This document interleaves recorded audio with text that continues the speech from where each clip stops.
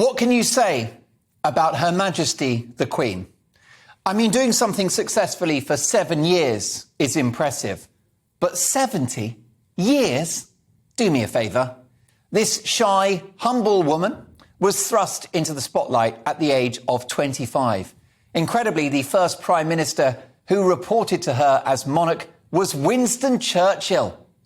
It was 1952, and this young princess was now being briefed on a weekly basis by a giant of British politics and public life, Churchill himself. Britain was still dealing with the economic, military, infrastructural and societal fallout from the Second World War. The country was healing whilst seeking a new role in a changing world. The Queen would become the face of a new post-war Britain. She was to be the glue that held this country together. On her watch, prim and proper 1950s Britain edged its way out of rationing and austerity into the swinging 60s. Modern housing developments, the white heat of technology, motorways, new towns, shopping centres, the Beatles and the contraceptive pill. Elizabeth was on our banknotes for the multiple financial crises of the 1970s, including the Winter of Discontent and that humiliating moment in 1976 when Britain faced near bankruptcy and had to go with its begging bowl to the International Monetary Fund to borrow billions. She was on the same banknotes that saw an economic boom in the 1980s. The first Prime Minister that really challenged her authority was Margaret Thatcher. She thought she was the Queen too, and they were known to not get on. She was here for the entirety of our relationship with the European Union, 47 years. And she was our monarch when full sovereignty was restored to these islands when we completely left on the 1st of January 2020. She's been the pandemic queen, of course, continuing where possible to perform her litany of daily duties in spite of the COVID restrictions. And she had to mourn the loss of her beloved Philip at the height of the pandemic. You'd need, wouldn't you, a heart of stone and the absence of a pulse to not have been moved by that now famous photograph of her sitting all by herself in St. George's Chapel at Windsor Castle. For me, that image represented the sick inhumanity of the restrictions placed upon our people. Never again. I know there were some, occasionally, around the death of Diana who had rumblings about her approach. Whether to lower the flag at Buckingham Palace after Diana died and whether to show emotion. For the Queen, there was never any confusion. Duty and protocol have been the abiding themes of her reign, and any public criticism at that time was a misunderstanding of those two important principles from which she has never strayed: duty and protocol. She was sticking to the rules and doing her job. And here's another thing. The Queen is elegant, and that's important too. No one rocks a dress, hat and coat combo quite like Her Majesty, and she's got a stunning smile. What can I say? She always has and always will looked like just the perfect Queen. And she's box office too around the world. Most countries have to muddle along with elected heads of state.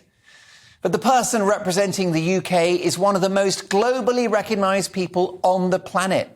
When she visits France, she's not staying at the George Cinq. She's in the Élysée Palace. When she goes to Washington, she's not at the Best Western, although I do like a Best Western. She's in the White House. Whilst being resolutely apolitical, she's in her own way a canny political operator, dropping occasional hints about what she thinks. When the Scots were in the throes of the independence referendum campaign, she simply hinted to them to consider how they voted very carefully indeed. Talk about an iron hand wrapped in a velvet glove. And that sums her up. Authentic, elegant and discreet, all sustained by the quiet, firm and relentless power of her character. You would have hoped at the tender age of 96 that she'd be able to enjoy life, but she's had to deal with Prince Harry running off to Hollywood and vilifying both the family and the institution. And what can you say about her so-called favourite son, Andrew? Although I think he may now have lost that title as well. She's handled all of those challenges in the way that she's handled everything else, with down-to-earth common sense, a steady determination, and a stoic, very British instinct to keep calm and carry on. And long may she carry on.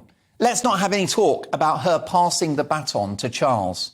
Notwithstanding her recent health issues, she still has a great contribution to make. As long as she's with us, she always will. In the end, what does a head of state do? Well, they represent the nation. And with her humble, no-nonsense, fuss-free commitment, she's the very definition, the epitome of Britishness itself. She personifies our history, our culture and our values. And she leads by example as she listens to her Roberts radio every morning, sat next to her ring heater, eating her cornflakes famously stored in Tupperware. Strangely majestic, strangely down-to-earth, what an impossible mix this woman is. So what is her legacy? Well, she's been a solid figurehead through wars, economic crises, natural disasters, health emergencies, terror attacks and more. And she's been a consistent force at a time when our country and society has changed dramatically. I'd argue largely for the better. Britain is now a bold, creative, confident nation, a beacon of diversity and an economic and cultural powerhouse, all on her watch. And I think her greatest legacy is the monarchy itself and its continued existence. In spite of the haters and the best efforts of a couple of numpties in her own family, the royals remain stubbornly popular, as the last couple of days have demonstrated. And with the international soft diplomatic power they provide, and with the billions they bring in tourism, as well as being an integral part of the brand of Britain, the Queen leaves the institution in even better health than she found it. Her great achievement is that there is still a royal family.